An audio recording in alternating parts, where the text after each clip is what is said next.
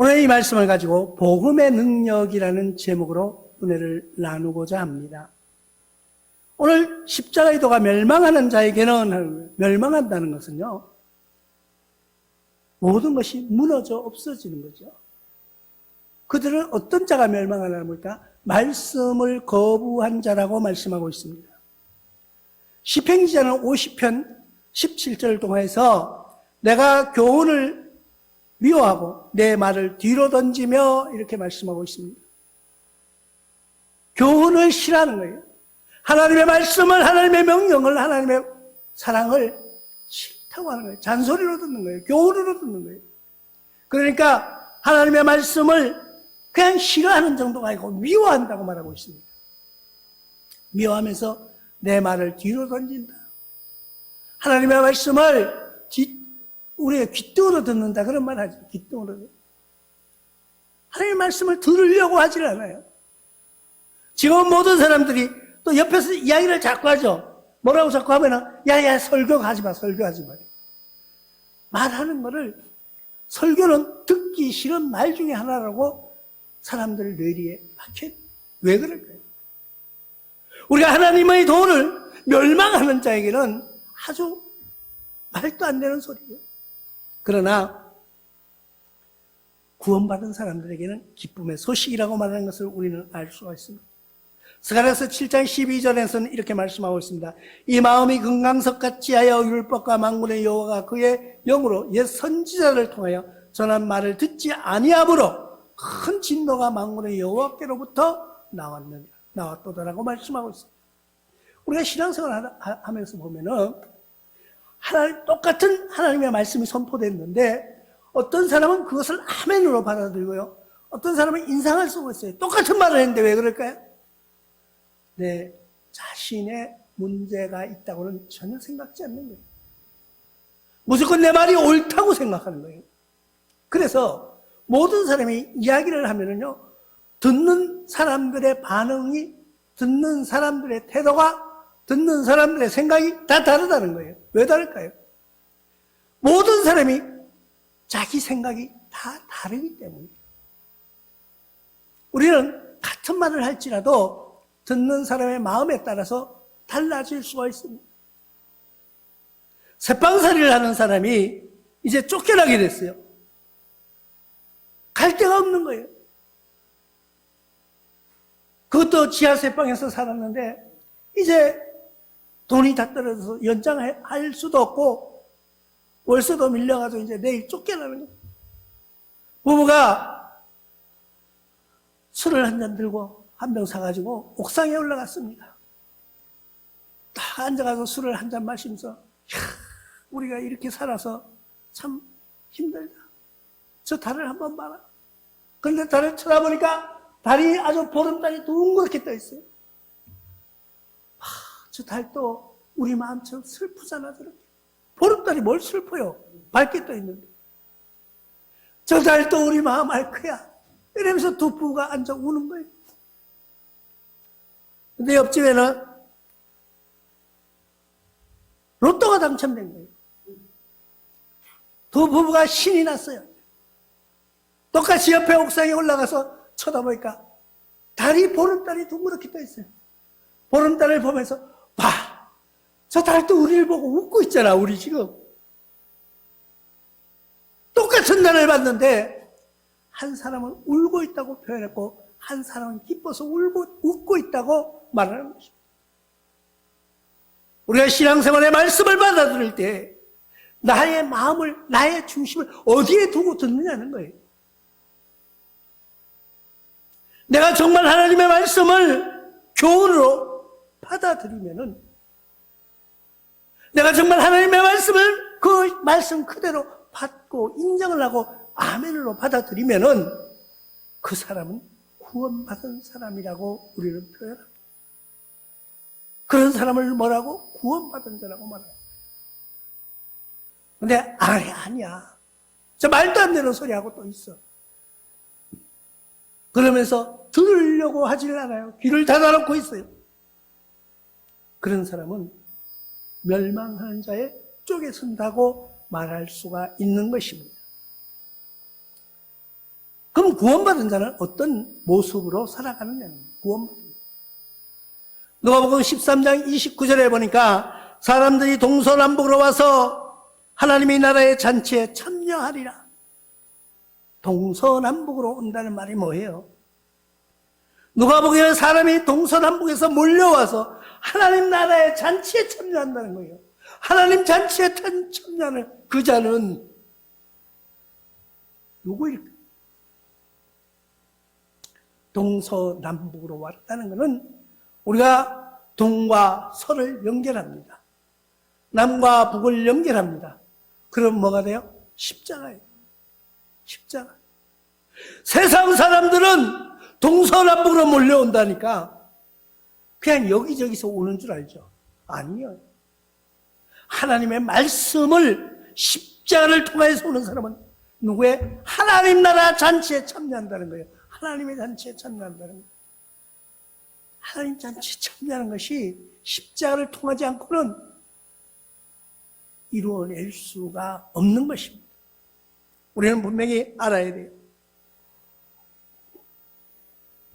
우리가 그냥 십자가 이러니까 교인들이 목걸이 하는 액세서리인 줄 착각하지 마십시오. 십자가를 통하지 않고는 하나님의 잔치에 참여할 수 없음을 우리는 분명히 깨달아야 됩니다. 나와 여러분들은 구원받은 심령으로 십자가의 도가 미련한 것이 아니에요. 십자가의 도가 우리에게는 구원이라는 거예요. 십자가의 도는 우리에게 주시는 하나님의 능력이라는 것을 분명히 알아야 됩니다. 계시록 3장 4절에서는 이렇게 말씀하고 있습니다. 그러나 사대에 그 옷을 더럽히지 아니한 자 몇 명이 내게 있어 흰옷을 입고 나와 함께 다니리 그들이 합당한 자의 영구라. 십자가를 통해서 온 사람, 십자가를 인정하고 온 그 사람들을 합당한 자라고 말하고 있습니다. 그리고 그에게 무엇을? 흰 옷을 입혀주시겠다고 약속하고 있습니다. 나와 여러분들은 어떤 옷을 입기를 원합니까? 어떤 데를 서기를 원합니까? 멸망의 자리에, 미련한 자리에 아니에요. 나와 여러분들은 하나님의 능력의 자리에 앉기를 주님의 이름으로 부탁을 드립니다. 나와 여러분들은 하나님의 능력 안에 머물러야 돼요. 하나님의 잔치에 참여해야 돼요. 잔치에 참여할 수 있는 자격이 뭐냐는 거죠. 그 자격은 십자가를 통하지 않고는 할 수 없다는 것을 우리는 압니다. 그래서 십자가를 통하는 길은 뭘까 생각해 봤더니까 말씀의 능력이라는 것을 우리는 알 수가 있습니다. 말씀의 능력, 복음의 능력이라는 거예요. 말씀은 뭐예요? 복음이에요. 복된 소식이에요. 복된 소리예요. 우리에게 복을 달라고 하는데 복이 뭐예요? 하나님의 말씀을 듣는 그 자체가 복이라는 거예요. 우리는 복을 잘못 생각하고 살아가고 있습니다. 우리가 복 달라고 그러니까 사람들은 복 하는데 내가 중국 가서 놀란 게 하나 있어요. 중국을 갔더니까 고속도로가 딱 서서 들어오는데 고속도로 바로 이제 톨게이트 앞에다가 아파트를 굉장히 잘 지어놨어요. 그런데 거기 입주를 거의 안 한대요. 왜 안 하냐고. 얼마나 좋냐요. 아파트에서 딱 나가면 바로 톨게이트예요. 바로 아파트 정문 나가서 도로 하나 사이에 톨게이트가 있더라고요. 그럼 얼마나 좋아요. 어디 가기 좋고. 근데 거기는 안 들어간대. 왜? 자기네 복은 있죠. 양쪽에서 막 이렇게 몰려오는데 아파트 앞에 와가지고 그 톨게이트 입구에서 돈을 다 받아가지고 자기네 앞으로 복이 들어올 게 없다는 거예요. 아파트로. 그래가지고 이 아파트는 안 된다. 그래가지고 그 아파트 분양이 안 된다는 거예요. 가만히 생각해보니까 아니 또 그렇게 생각하니까 또 그럴듯하기도 해요. 또 왜? 자기네가 들어올 그 집 앞에 들어오는 복을 입구에서 돈을 다 받아치우니까 자기네 집에 들어올 게 없다는 거죠. 그 사람들은 복을 돈으로 생각해요. 근데 물론 우리도 한국 사람들도 뭐 부와 명예와 권력 이런 걸 복으로 생각하는 사람들도 있을 거예요. 아니에요. 우리가 분명한 복은 하나님의 말씀을 듣는 것이 복입니다. 왜? 그거는 구원이라는 큰 그림자가 있기 때문이에요. 나와 여러분들의 삶 속에는 우리 뒤에 나타날 영광은 구원의 메시지가 있기 때문인데, 그럼 구원의 힘이 뭐냐는 거예요. 구원의 힘. 우리가 구원의 힘을 어디서 찾을까요? 아무리 찾아봐도 세상엔 찾을 길이 없어요. 그러면 어디에서? 성경에서 찾을 수밖에 없어요. 성경에서 찾을 수밖에 없는데 로마서 1장 16절에는 이렇게 말씀하고 있습니다.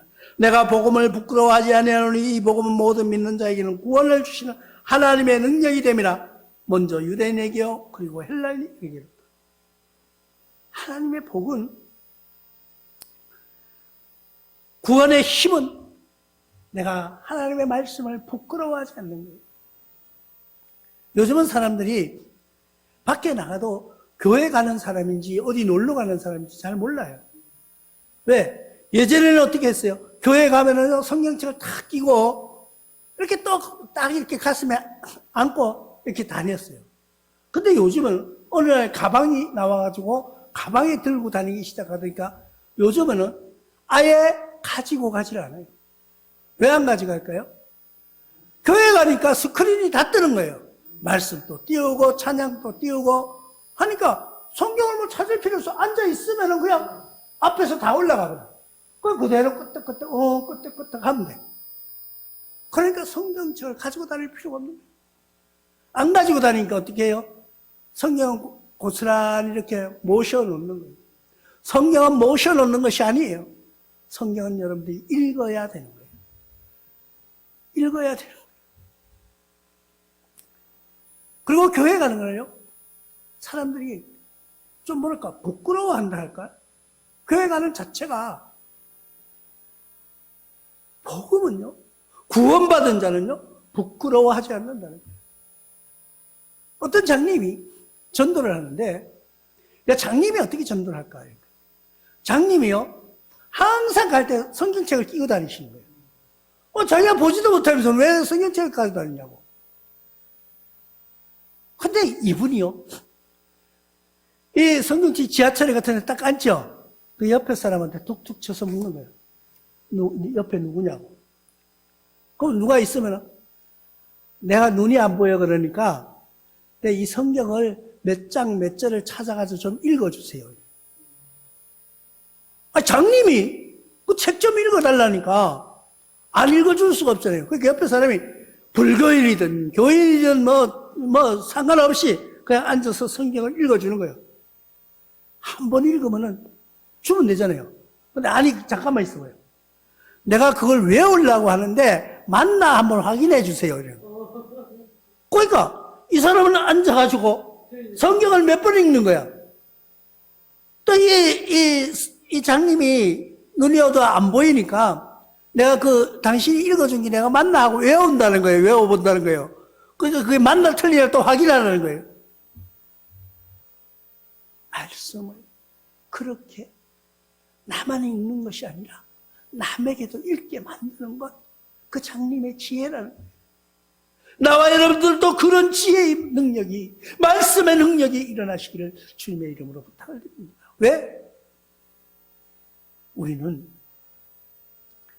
부끄러운 신앙생활, 부끄러운 신앙인이 되어서는 안 됩니다. 나와 여러분들은 이제 당당한 복음을 부끄러워하지 아니하고 당당한 믿음의 종으로 나서야 되는 것입니다. 뭘 가지고? 하나님의 방어의 무기를 가지고, 하나님의 말씀의 무기를 가지고. 에베소서 6장 17절에 구원의 투구와 성령의 겁, 곧 하나님의 말씀을 가지라. 구원의 투구를 쓰고 성령의 검을 가지고 그 모든 것이 뭐냐 했으니까 곧 하나님의 말씀이더라는 거예요. 하나님의 말씀만 가지면은 나에게는 구원의 투구가 되어주고 구원의 칼이 되어줍니다. 그리고 성경을 통해서 나의 마음을 살펴가는 여러분들 되시기를 바랍니다. 히브리서 4장 12절에 하나님의 말씀은 살아있고 활력이 있어서 좌우의 날선 어느 검보다도 예리하고 혼과 영과 및 관절과 골수를 찔러 쪼개기도 하며 내 마음의 생각과 뜻을 판단하는, 하나님의 말씀은 나의 영과 혼과 골수를 쪼개기도 하고 나의 마음을 아신다는 거예요. 그러니까 내가 누구에게 잘 보이려고 누구에게 드러나는 모습으로 살아가는 것이 아니라 하나님이 나를 보고 계시기 때문에, 하나님이 나와 함께 하시기 때문에, 성령님이 나와 동행하시기 때문에 나와 여러분들은 어떤 삶을 살아야 되느냐? 누가 보든 안 보든 사람 두려워하지 않고 하나님 두려워하는 여러분들 되시길 바랍니다. 요즘 사람들을 보면요, 눈에 뻔히 보이는 거짓말도 당당하게 해요. 눈에 뻔히 보이는 거짓말을 완전히 무슨 자기가 아주 의인인 척하고 이야기를 하는 거예요. 하나님은 그런 자를 쓰시지 않습니다. 하나님은 하나님 보시기에 정직한 삶, 하나님 보시기에 아름다운 복음의 능력을 가질 때 그런 역사가 일어난다는 것이에요. 그래서 나와 여러분들은 이 순간부터 복음의 능력을, 복음의 은혜를, 복음의 말씀을 들고 나가서 승리하는 여러분들 되시기를 주님의 이름으로 축원합니다.